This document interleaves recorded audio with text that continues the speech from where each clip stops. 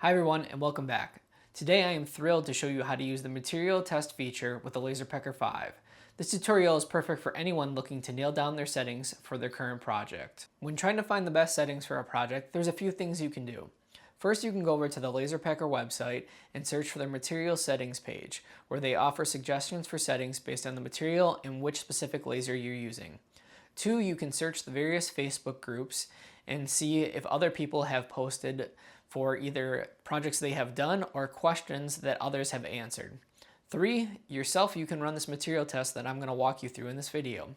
And four, if you're still having problems trying to figure out settings, post on one of those Facebook groups.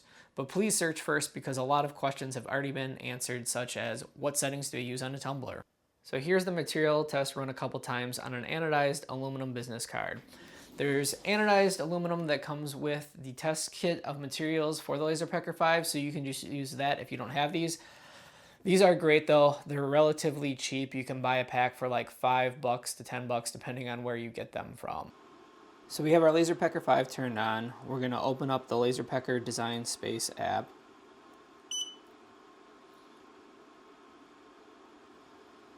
Then we're going to go into the settings. Things we don't want on are the rotary extension, the slide extension. We also don't want the laser delay on. We need to go down here to experimental features and make sure we have these two settings turned on.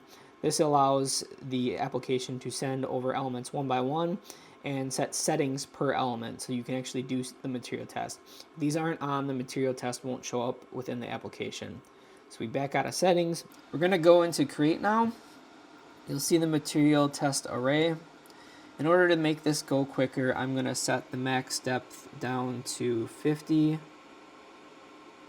We're going to leave this as 5 columns by 5 rows. You can increase that if you're trying to more fine-tune your settings.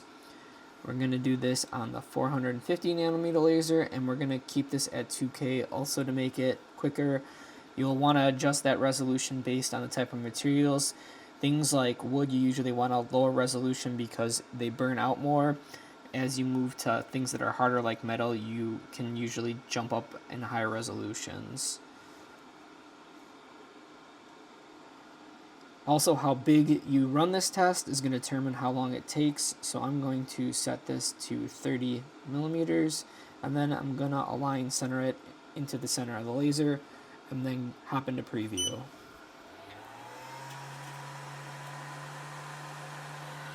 Then I'm just adjusting where I want that engraving to go. Make sure you have your focus where the two dots just touch. Then we can click Next. General engraving settings next. Start, and then if you have the confirmation for the focal length, confirm that, and we're on our way.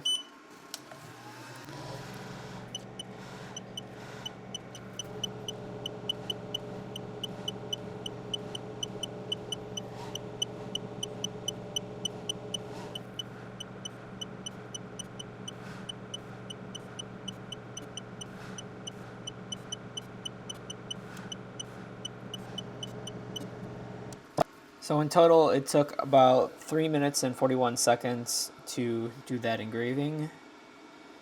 I'm going to run another test, but with the 1064 nanometer laser. So again, I'm going to put the max depth down to 50.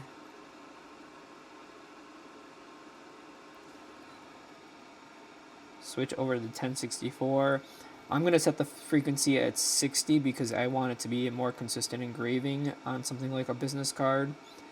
And then we're going to leave the resolution at 2K, create that, and then again set this to a width of 30, align it, and then preview it so I can align the business card. And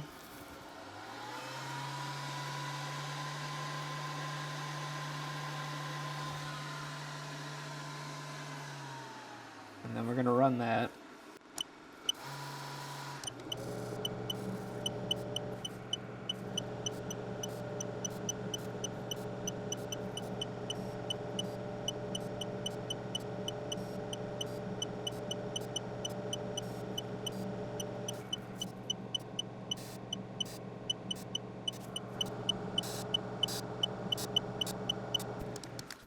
So that took about 4 minutes.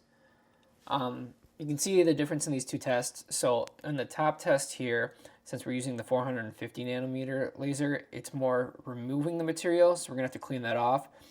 And with the 1064, we're kind of marking that anodized aluminum. Let's take some rubbing alcohol here.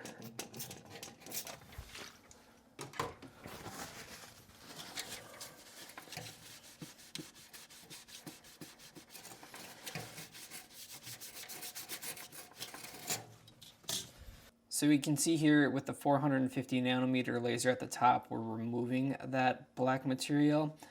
And you can look at the test to see kind of where's the best spot where it's removing it nice and cleanly. And then in the bottom, we're actually marking it like a light color. But you can see here with the 450, once you hit it too hard, it starts actually marking the metal. And similar with the 1064, like you end up with these lighter colors and then eventually it starts getting darker again. So once you kind of do a small test like this, you can more target some of those settings and do another material test in the range that you're looking for. So some final thoughts and tips. Now, when you're running this test, you're limited to one of the two lasers. If you're using the 1064 nanometer laser, you're limited to one frequency, and for both, you're limited to one specific resolution. So you might have to run multiple tests to dial in those settings. And as you do them, you also might want to expand how many columns and rows, and also play with the min and max depth and power to really dial in what you find is the best setting. For things like wood or something that burns more, you're going to have that dot expanding when the laser hits it, so you usually want a lower resolution. When you're using something harder like steel, you usually can get away with a higher setting, which will give you more detail.